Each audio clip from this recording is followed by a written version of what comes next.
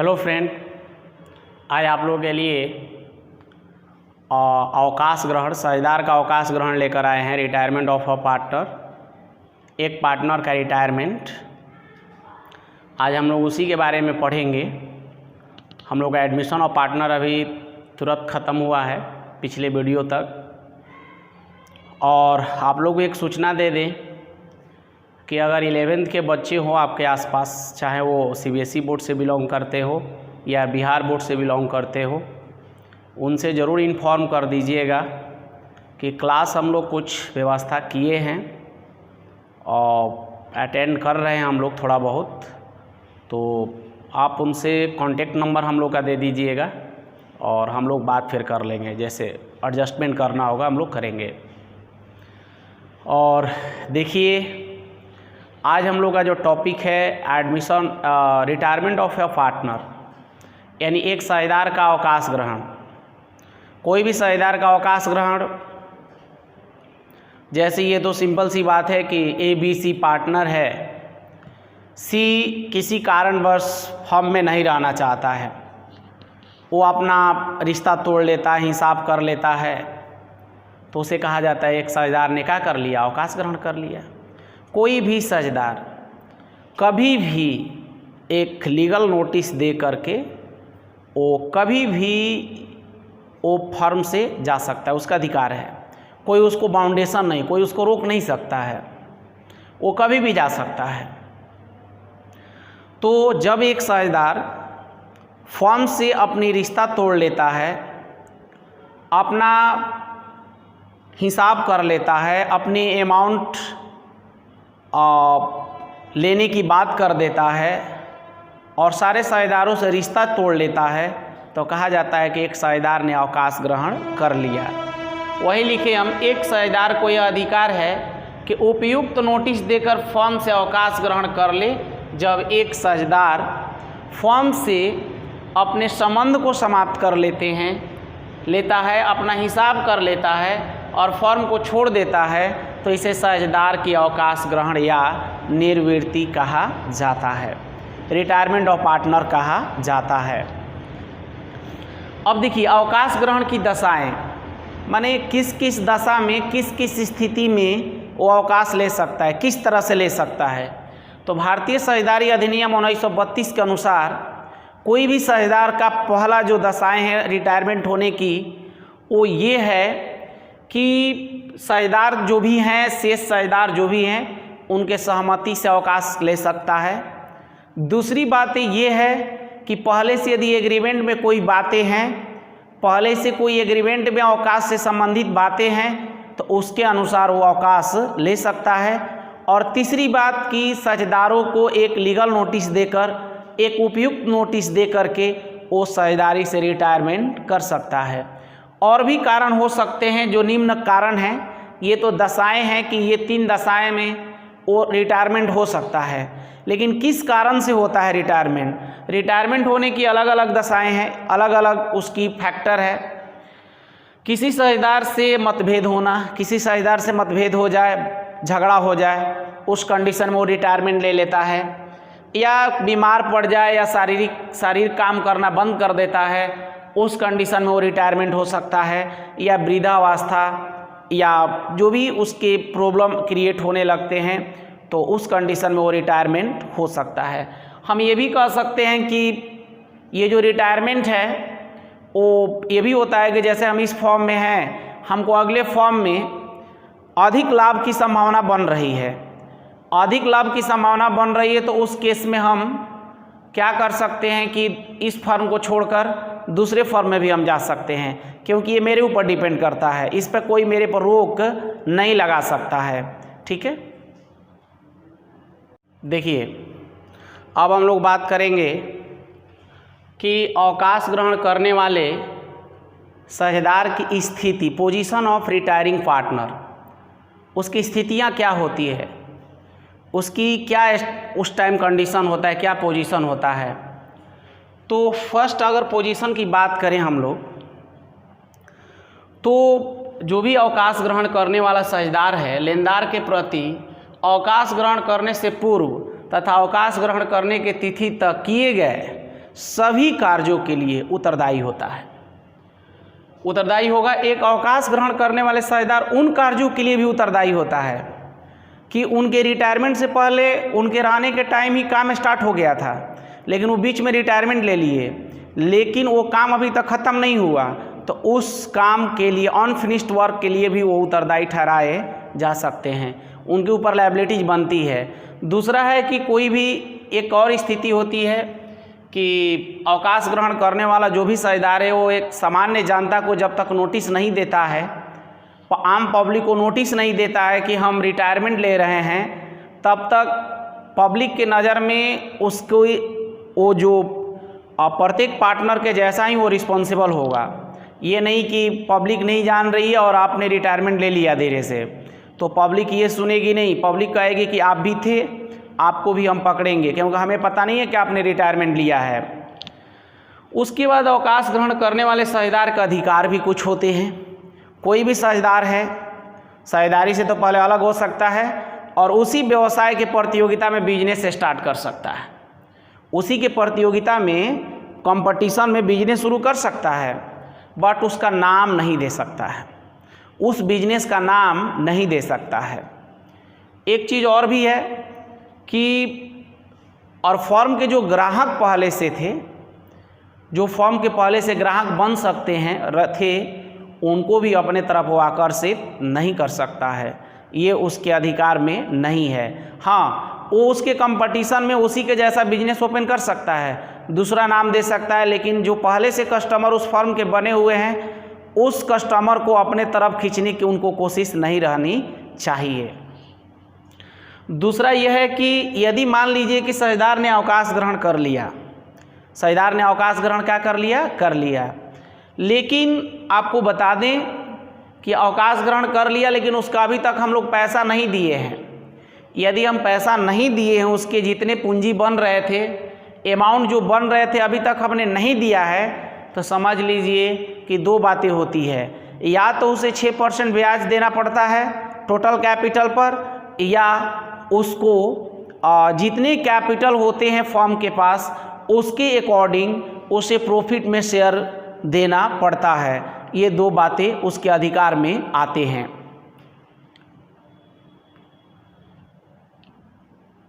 देखिए, अब हम लोग बात करेंगे कि अवकाश ग्रहण करने वाले साझेदार की स्थिति, पोजीशन ऑफ रिटायरिंग पार्टनर, उसकी स्थितियां क्या होती है, उसकी क्या उस टाइम कंडीशन होता है, क्या पोजीशन होता है।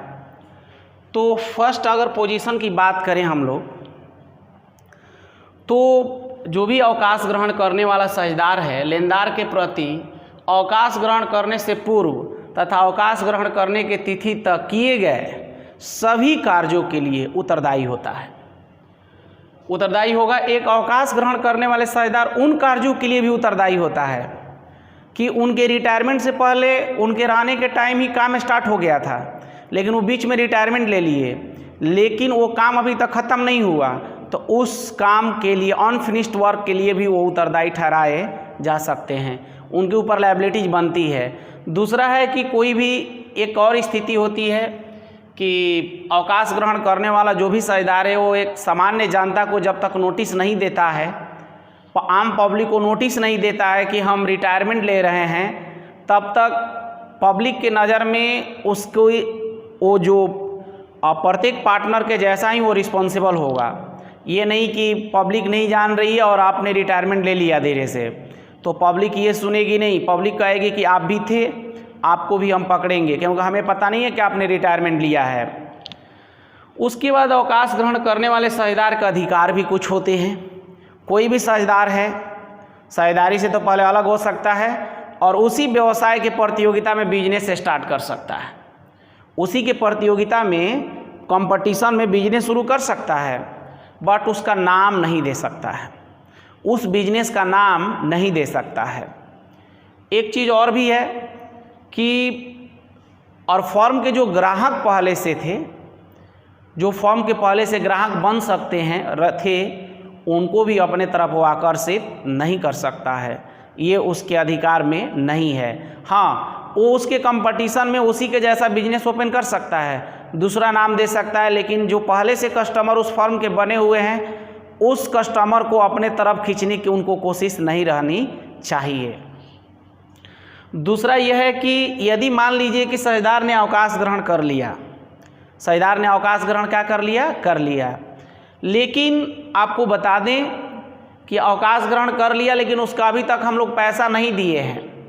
यदि हम पैसा नहीं दिए हैं, उसके जितने पूंजी बन रहे थे, अमाउंट जो बन रहे थे अभी तक हमने नहीं दिया है, तो समझ लीजिए कि दो बातें होती है, या तो उसे 6% ब्याज देना पड़ता है टोटल कैपिटल पर, या उसको जितने कैपिटल होते हैं फर्म के पास उसके अकॉर्डिंग उसे प्रॉफिट में शेयर देना पड़ता है। ये दो बातें उसके अधिकार में आते हैं। देखिए, कोई भी साझेदार यदि अवकाश ग्रहण करता है तो उसका क्या प्रभाव पड़ता है हम लोग पर।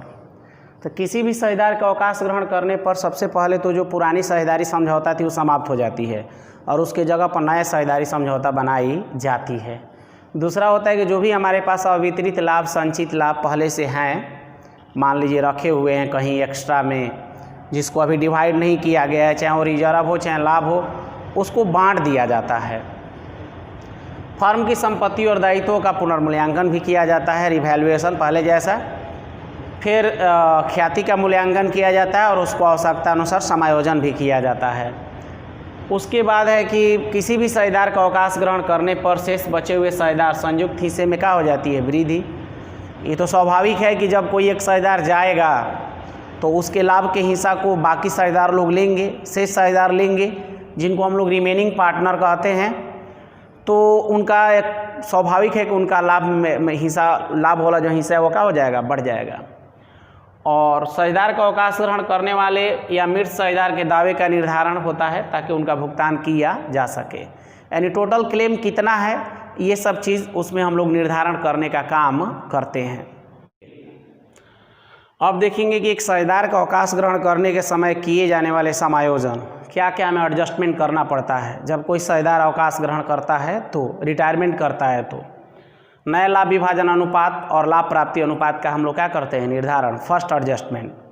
दूसरा होता है कि ख्याति का लेखांकन 26 जो अकाउंटिंग स्टैंडर्ड लेखांकन मानक 26 के अकॉर्डिंग हम लोग ख्याति का लेखांकन करते हैं। उसके बाद संपत्ति और दायित्वों का क्या करते हैं, पुनर्मूल्यांकन। संचय और अन्य संचित लाभों हानियों को क्या करते हैं, समायोजन। अवकाश ग्रहण करने वाले साझेदार के देय राशि का क्या करते हैं, निर्धारण, कितना उनको राशि देना है। उसके बाद पूंजी खाते का समायोजन, यानी होता था अभी एडमिशन ऑफ पार्टनर में आप पढ़े थे कि न्यू के अकॉर्डिंग पूंजी को एडजस्ट करना, ओल्ड के अनुसार एक उसी तरह पूंजी का समायोजन इसमें भी किए जाएंगे। अवकाश ग्रहण करने वाले साझेदार के दावों का निपटारा, उनका कितना क्लेम है टोटल फर्म के ऊपर, उसका भी निपटारा किया जाता है, कैलकुलेशन किया जाता है। अब हम लोग बात करेंगे कि लाभ फर्स्ट केस, जो कि फर्स्ट एडजस्टमेंट है, लाभ विभाजन अनुपात में परिवर्तन। लाभ विभाजन अनुपात में परिवर्तन फर्स्ट केस पर बात करेंगे हम लोग। जैसे आप लोग को याद होगा कि एडमिशन ऑफ पार्टनर में न्यू रेशियो फाइंड करने का केस 5 होते थे, तो इसमें भी न्यू रेशियो को फाइंड करने का केस कितने होंगे, 3 होंगे। तो इसमें 2 टॉपिक पर चर्चा होगी, नया लाभ विभाजन अनुपात यानी न्यू प्रॉफिट शेयरिंग रेशियो, लाभ प्राप्ति अनुपात यानी गेनिंग रेशियो। इसका परिभाषा हम 4th चैप्टर में आप लोगों को बता चुके हैं कि जब सभी साझेदार भविष्य के लाभ को जिस अनुपात में बांटने के लिए तैयार होते हैं, समझौता करते हैं, उस अनुपात को नया लाभ विभाजन अनुपात कहा जाता है। और लाभ प्राप्ति अनुपात का भी परिभाषा हम आप लोगों को 4th चैप्टर में दे चुके हैं, बता चुके हैं कि साझेदारों के बीच जो पुनर्निर्धारण होता है, जो साझेदारी फर्म का पुनर्गठन होता है, उस कारण से साझेदारों के लाभ विभाजन अनुपात में परिवर्तन आते हैं। तो साझेदारों के लाभ विभाजन अनुपात में परिवर्तन के कारण जब एक साझेदार या एक से अधिक साझेदार दूसरे साझेदार से जो भी लाभ के हिस्सा प्राप्त करते हैं, उसे लाभ प्राप्ति अनुपात कहलाता है। जब साझेदारों के बीच में जब लाभ हानि अनुपात में परिवर्तन होता है, तो परिवर्तन के परिणाम स्वरूप, फलस्वरूप जब एक साझेदार या एक से अधिक साझेदार दूसरे साझेदार के लाभ के हिस्से को प्राप्त करते हैं जिस अनुपात में, उसी अनुपात को हम कहते हैं आपको लाभ प्राप्ति अनुपात यानी गेनिंग रेशियो। तो आगे हम लोग इसी पर बात करने वाले हैं। देखिए अवकाश ग्रहण में अगर बात करें कि जब कोई नया न्यू रेशियो जब निकालना हो तो हम बात किए अभी कि उसमें 3 केस होते हैं इसमें न्यू रेशियो निकालने का। तो फर्स्ट केस ये है आपका कि जब शेष साझेदार के नए अनुपात अथवा लाभ प्राप्ति अनुपात के बारे में कुछ भी न दिया हो। मान लीजिए जो शेष साझेदार किसको बोल रहा है, जैसे ए बी सी पार्टनर है, सी रिटायर कर गया तो ए बी को शेष साझेदार कह रहा है। अगर शेष साझेदार का ना नया अनुपात दिया हो ना लाभ प्राप्ति अनुपात दिया हो तो समझ जाइए केस 1 है, केस फर्स्ट पर बनेगा। तो देखिए इसमें कह रहा है, क्वेश्चन एक लिखे हुए हैं। फर्स्ट क्वेश्चन है ए बी और सी साझेदार है और 3/6, 2/6 एवं 1/6 के अनुपात में क्रमशः लाभ का विभाजन करते हैं। नए अनुपात ज्ञात करें जब ए निवृत्त होता है, बी निवृत्त होता है और सी निवृत्त होता है। यानी ए अवकाश ग्रहण करता है, बी अवकाश ग्रहण करता है और सी अवकाश ग्रहण करता है। तो फर्स्ट केस में हम लेके चलेंगे जब ए निवृत्त होता हो तो सबसे पहले हम लिखेंगे ओल्ड रेशियो। तो ओल्ड रेशियो हमारे पास 3/6, 2/6 और 1/6 है। अगर हमारा ओल्ड रेशियो यदि भिन्न में दिया हो तो इसे संपूर्ण बना लेना चाहिए। तो 6 एलसीएम 6 ले लेंगे, 3:1। कभी भी अगर भिन्न में दिया हो तो उसे संपूर्ण बना लीजिए, तब आगे का प्रोसेस कीजिए। अब यहाँ पर लिख सकते हैं calculation of new ratio of remaining partner.